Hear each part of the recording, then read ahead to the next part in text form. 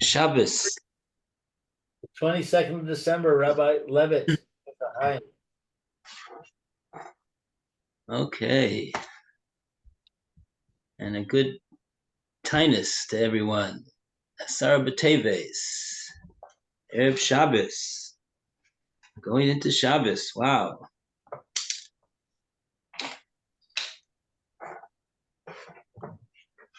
And I think we're ready to start Perik Chaf Aleph today. Chapter 21. Gate 1.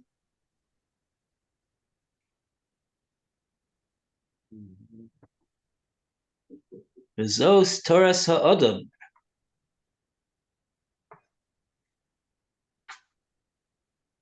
Okay. Short Perik.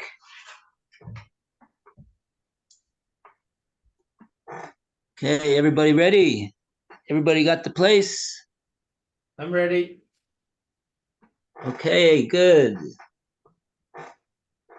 So Lou is honored with starting off the reading of Perik Chaf Aleph, chapter 21. V'zos Toras Ha'adam. This is the Torah of man. Right. Nefesh Hahaim, what page? What gate 291. one? What? Gate one and what is it? 20, 21. 21. Okay. Shebet Okay. Asko Is Batorah. So at the time that he is involved in Torah for its own sake, Lishmor Ulakayim Kechol Hakasuv Ba, to guard and to fulfill all that is written in it. Mitaher es gufo a rosho va'ad raglav, that it purifies his body from his head until his foot.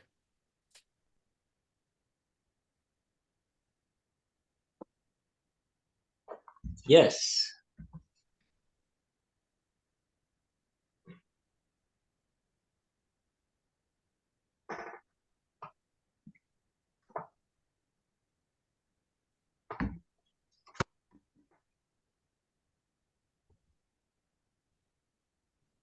Okay. You want me to read more? Oh, yeah, you translated it perfectly. Okay. So we could continue, yes.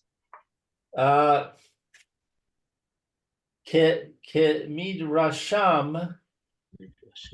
Zichronam Livracha Lama Nis Nismechu O Halim Lin Chalim Kule. So as it says in the Midrash, the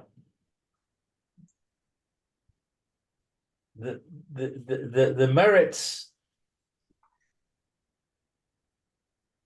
may they be blessed. This is referring to the Chazal, I guess, the authors of the Midrash. Why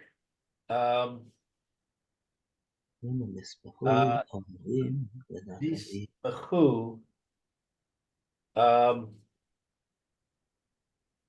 Ohalim? Why do they spring from the tents?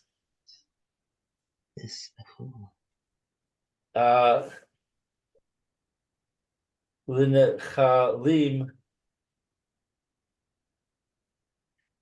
I don't know.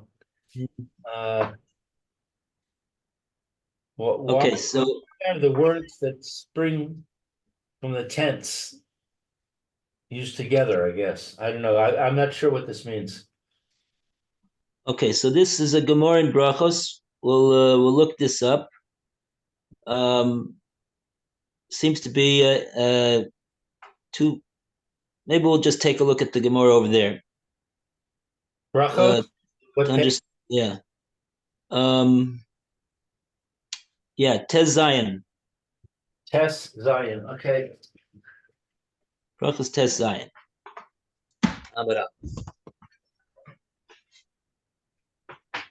Hope we got it.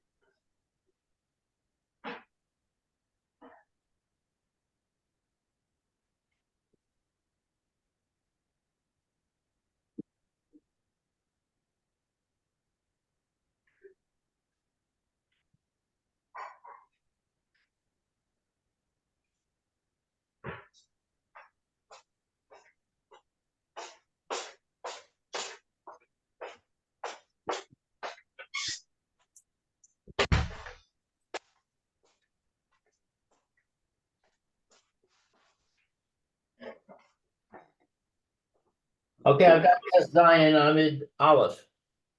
Tez Zion Amid Aleph.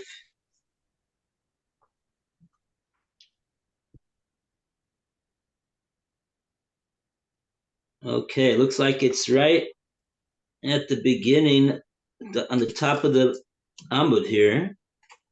Might even start on Amud base of Tesvav, actually. Yeah, I see it. Amar Rabbi Chanina be Rabbi Chanina. Rabbi Chama be Rabbi Chanina. Said Rav Chama, the son of Rabbi Chanina, Lama Nis Mechu.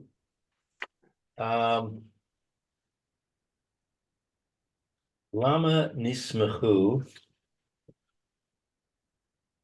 Ohalim Lin Chalim. Why are the words tents and brooks? Oh, so Nismachu must be brooks.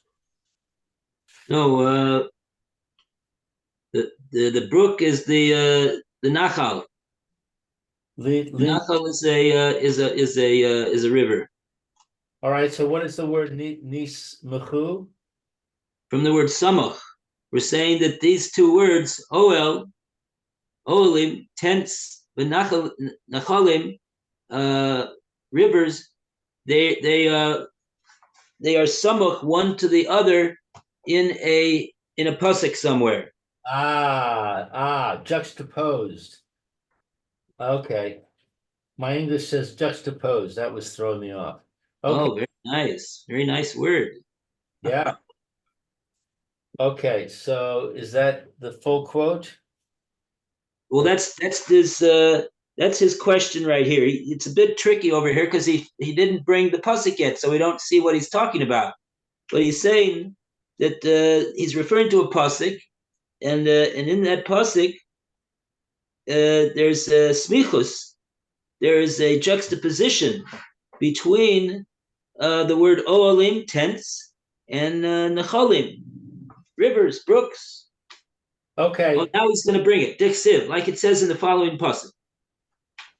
Dixiv, like it says, kinechalim nita'u biganos ale nahar ka'ahalim nata vigomer. Stretching out like brooks, like gardens by a river, like tents pitched, etc. It says it's from the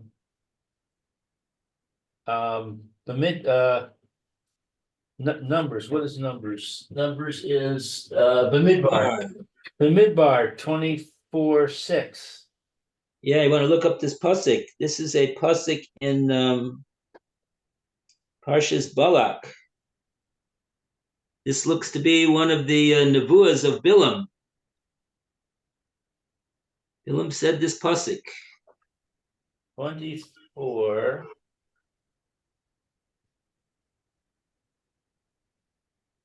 Six. We got a. Okay, so it says Kina chalim nitu ki ganos ale nahar ka halim nata Hashem ka razim ale mayim. Like streams spread out, like gardens by a river, like aloes which Hashem planted, like cedars by water. So Rashi says, like streams spread out, streams that have been lengthened, drawn out, to spread out afar, i.e., to make their presence felt afar. Our rabbis have said, from the blessings of that evil one, i.e., Bilam, we learn what it was that was in his heart, i.e., that he intended to curse them. When he said, i.e., when he decided to set his face towards the wilderness, and when the omnipresent transformed what he intended to say with his mouth, Bilam blessed them with something resembling those curses that he sought to say, etc., as stated in Chelek. Okay. This is to be understood as the Targum renders it. It is related to the phrase myrrh and aloes. Thank you. Which Hashem planted in the Garden of Eden. An alternative explanation of Kahalim Nata Hashem,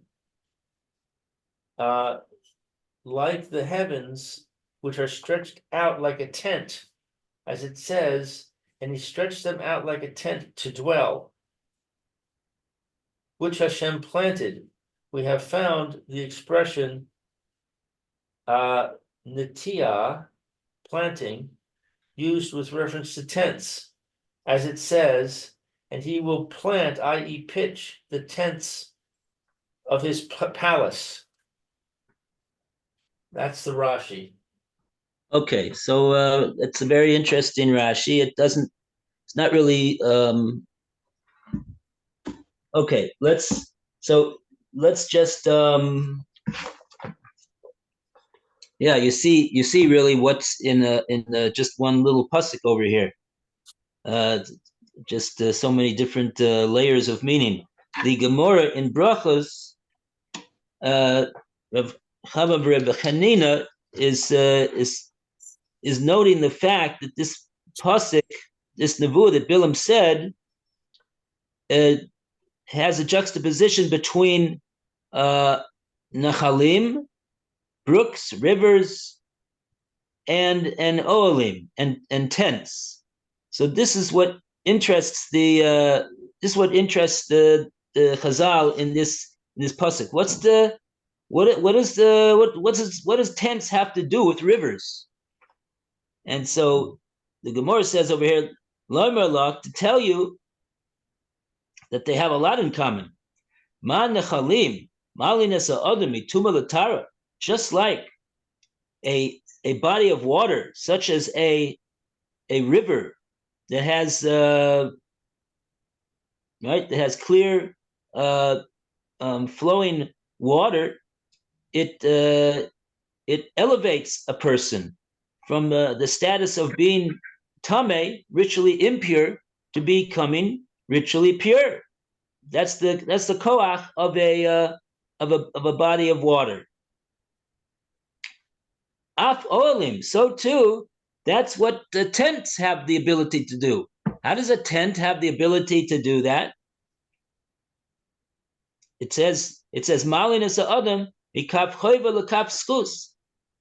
It elevates a person from the side of being guilty to the side of being meritorious. Now, what's the connection with the tent? So over here, you have to take a look at Rashi. Rashi says, what's the Oel? This is the first line of the Rashi on Tez Zayin Amid Aleph. It's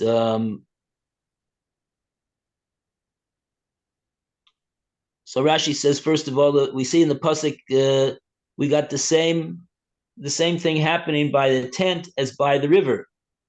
We see both of them have a language of being kenachalim natayu ka'olim nata, and it says af olim, not any old tent, but bate midrashos. We're talking about the places of study. They're referred to as we're understanding. They're referred to here in this pasuk as an oel. Like when it says Yaakov dwelt in tents. Right, Yaakov Ishtam Yoshev Olim, and right, he was Yoshev in the oel of Shem and in the oel of Aver.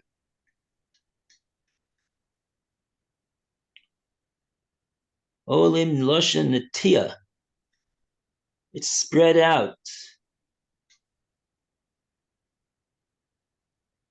Nofelas behem kishenema vita ole apadno. Okay, fine. So, so that's what the Gemara in Brachos is telling us. But I don't get what it's saying that the tent is spread out. Why is the tent spread out? What's the spreading out? In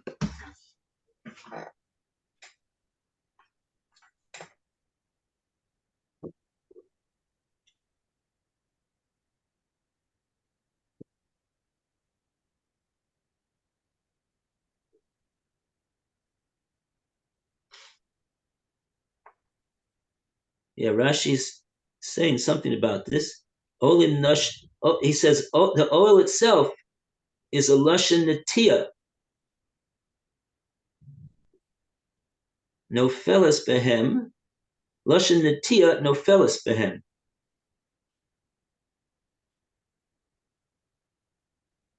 Shnema v'yita ohale apadno. Tells us another pasuk in Daniel. Lashon netia nofeles behem.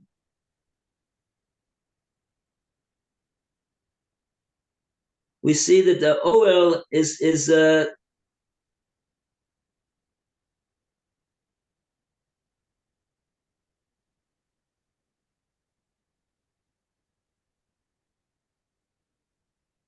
lashon netia. Now, we have in the bracha of Birkas HaTorah, we say, Asher nasan lanu Toras emes v'chaye olam nota b'sochenu. Hashem gave us a Torah of emes and chaye olam, and everlasting life is nota, was planted in us with that Torah that he gave us. I think that's the lashon over here. Lashon Netiya is a language of planting.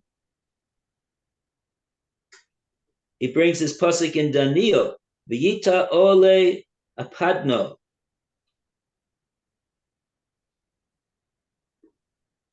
According to this, Rabbi Hanina is coming to explain the smichas between the rivers and the tents.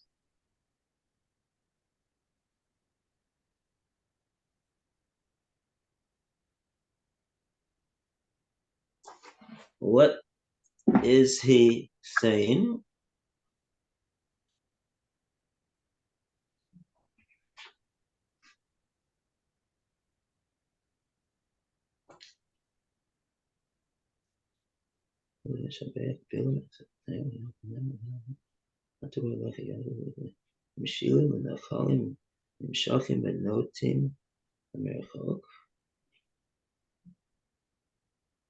הגנים הגדילים על הנהר, שמיים המתוחים כאוהל. על פי רש"י. Wow.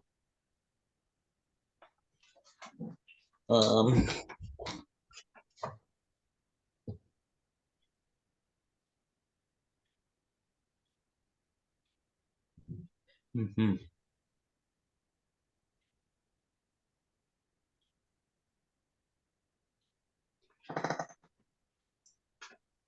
The word nachal doesn't have a nata with an ayin next to it. It's a nun tes. Doesn't have an ayin. It's not the same word. Nun tes yud vav. It's not nun tes ayin.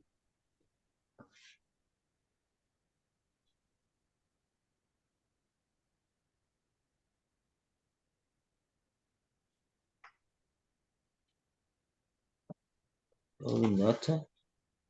Shemitzanu lashon netiya ba'olim. Okay, there's a lashon of netiya by olim, planting.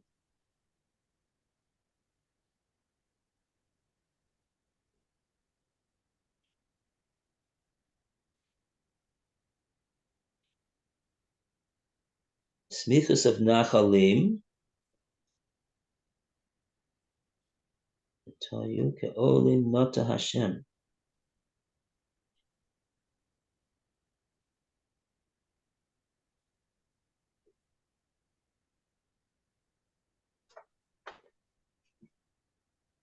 Not really getting it. Not really getting this.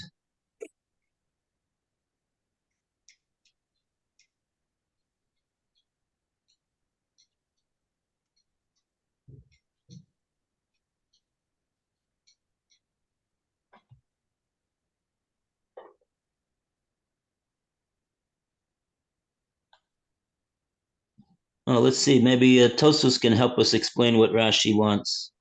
Olim nachalim pirish hakuntris. So Tosus on the top, Tosus of the page here in Berachas, Tes Zayin Amid Aleph, he's bringing Rashi. Pirish hakuntris. That's Rashi. Let's see how Tosus understands Rashi. Pirish hakuntris diksiv kanachalim netayu ka'olim nota.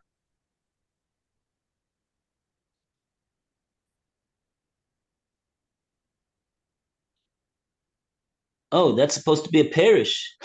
Wow, we're supposed to figure out what Rashi's saying from that. He just quoted 4 words of the pasuk.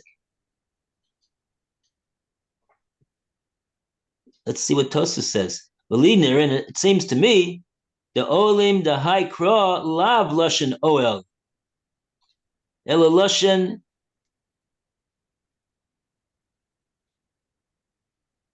Mishamayim, Besamim. Oh boy. Elanira in the Samach, Matoivu Ahalecha, the Nechalim Natui. So Tosis is arguing with Rashi and saying the Oalim is not referring to the Oalim of this pasuk. Okay, so Tosis is complicating things. Rashi at least is telling us that the pasuk Olim is Oel, but what the connection is, I'm not following what Rashi wants. Okay, maybe we'll go back to the Nefesh Hahaim. At least I think we have enough to see what the Nefesh Hahaim is bringing this drasha in the Gemara and Brachas for. If we can't figure out what's Rashi saying here. Okay. Ma nichalim ma'alin es ha'adam mitum'a l'tahara. Just as rivers elevate a person from being tamei to being tahor, af ohalim ma'alin es hadam mikaf chova lekaf zechus. Similarly,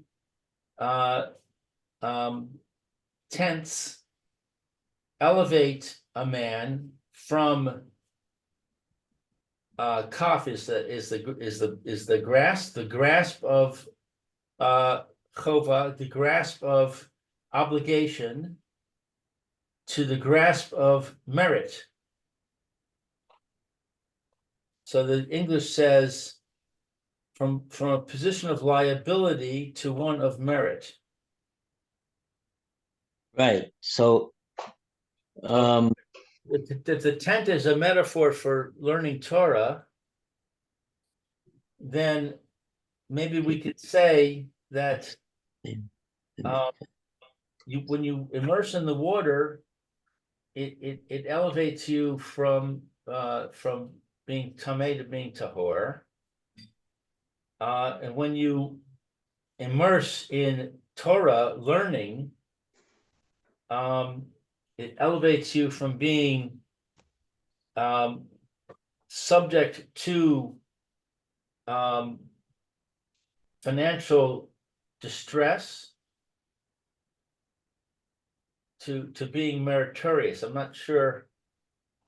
Yeah, that's what I'm looking to explain. What exactly is the kaf chob to kaf skus? Generally, this is understood kaf chob to kaf skus. We're not talking about monetary liabilities, and we're not talking about how much money he has or he doesn't have. We're talking about his spiritual liabilities or his spiritual merits. So here, somebody who's somebody who spends his time in the base medrash in the oil, so the oil is going to elevate him from having spiritual liabilities to having spiritual merits.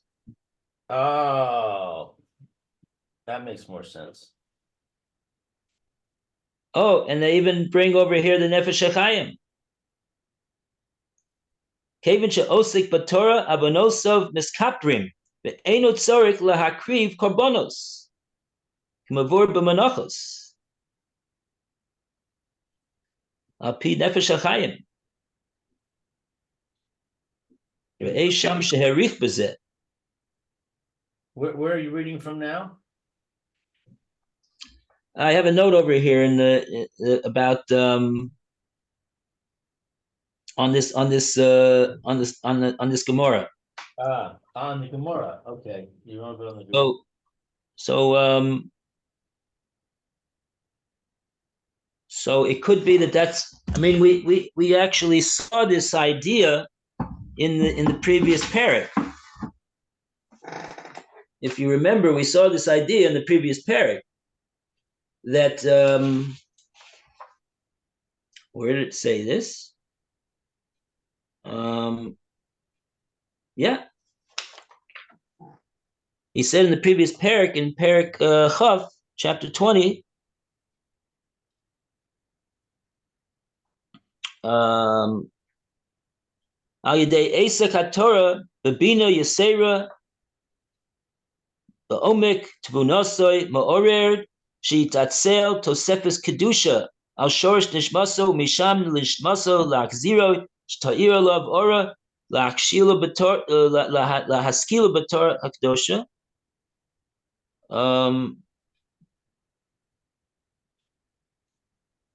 I don't see a language of kapora. I'm looking for a language of kapora that the Torah is mechaper. That I don't see. But okay, maybe we'll because that's really what we're looking for. There's two things. Is the Torah is purifying the person, similar to what a mikvah does, or a body of water like a river.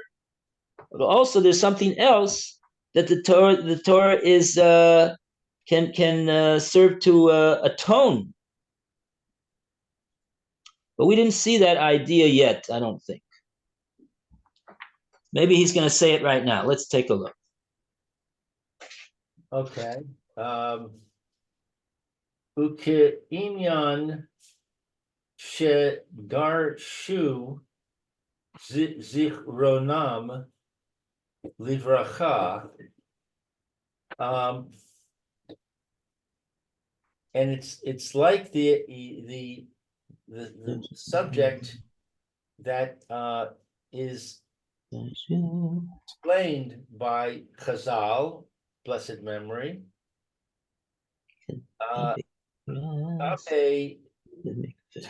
Taharas to me'im b'mikra. Relation to the purification of the impure in a mikveh through immersion in water. Kol basro, bisaro b'mayim.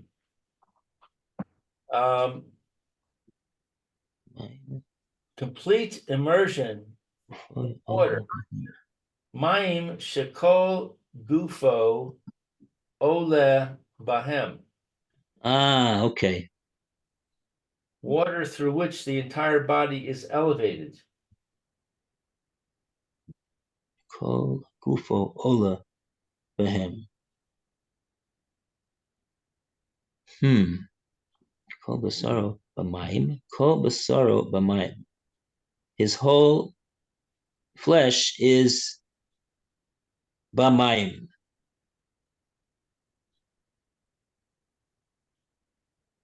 Mayim shekol gufo ola behem.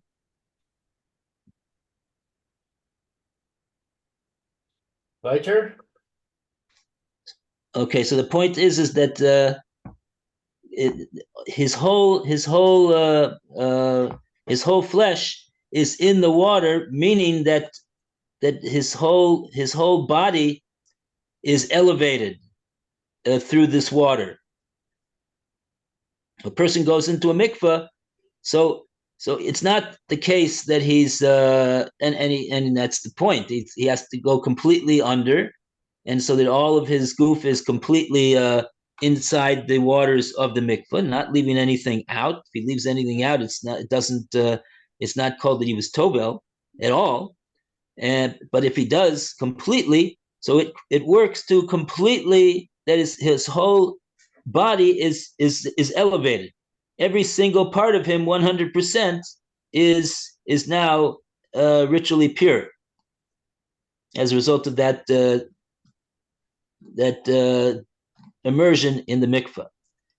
It's a complete job on the whole goof, the whole body. That's what we want to get out from what happens with the water. And now he's going to compare that to what Divrei Torah do to a person. Kach b'divrei Torah. So it is exactly like that with the being involved in words of Torah. Kol gufoi shel odem oila behem. Not just his brain, not just his eyes, but even all the way down to his heels, like we saw in the previous notes. Kol gufoi shel odem oila behem. Through the involvement in the words of Torah, his whole body is elevated. So that's similar to the waters of a mikvah. Okay. Now we got this in parentheses. Okay, we got time to go to Roy. If Roy is following where we're holding over here, where the parentheses are, Vishiuroi, Chachamim.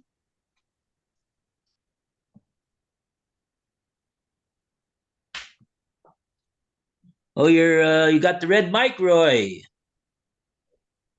The old red mic trick. It worked. Okay, now the red mic is gone away. The Shiaru. Shiaru, yeah. Chachamim. Ama. Oh boy, this is very nice what he's saying here. Barum Shalo Amos Efain Hashalisha Amos.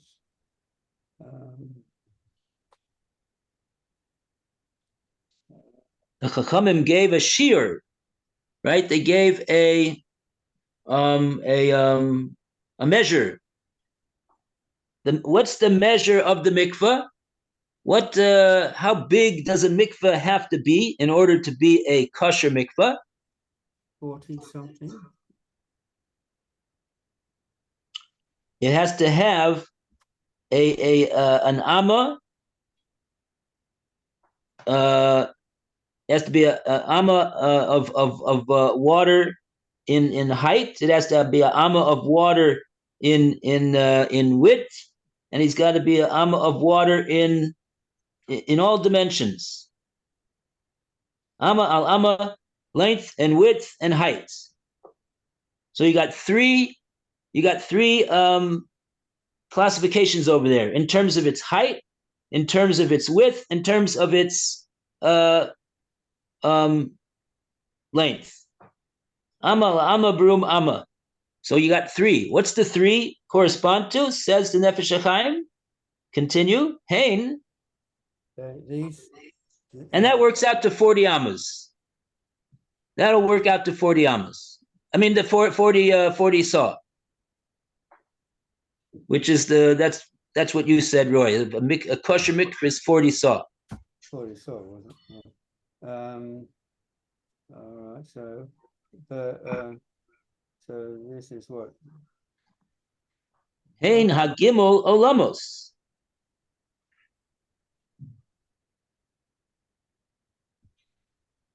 V'naharan. Maisa dibor makshava b'toira.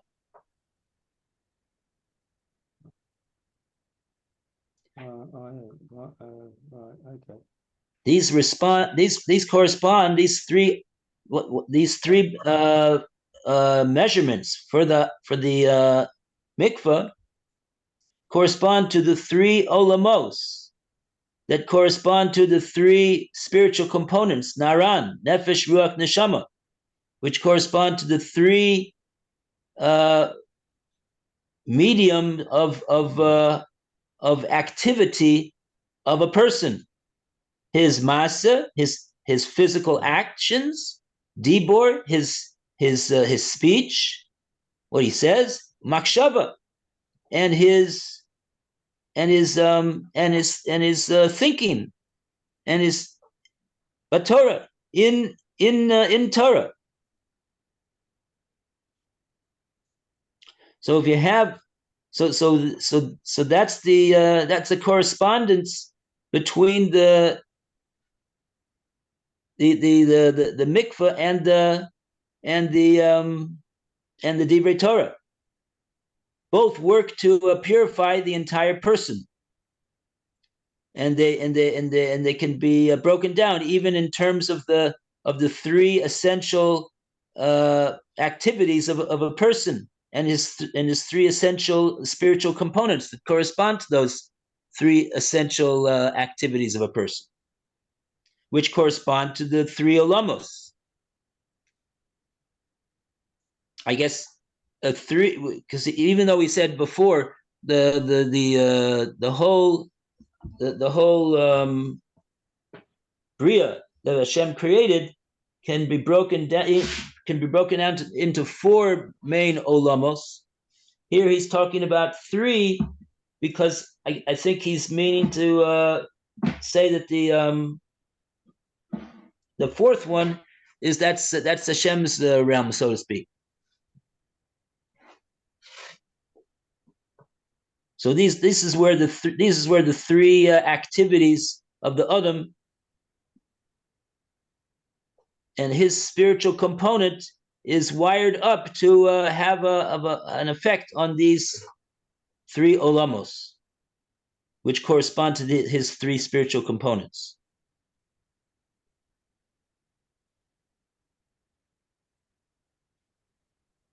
Okay. 11:30. Okay. Thank you, Rabbi. Have a good Shabbos. A good Shabbos to everybody. A good Tainus. Bezrat Hashem. Besuras Toivos. Thank you. Shabbat shalom. Good Shabbos, everybody. Have a good Shabbos, Roy and Alan. Good. Have a good Shabbos. See you all, Match Hashem on Sunday. Bezrat Hashem.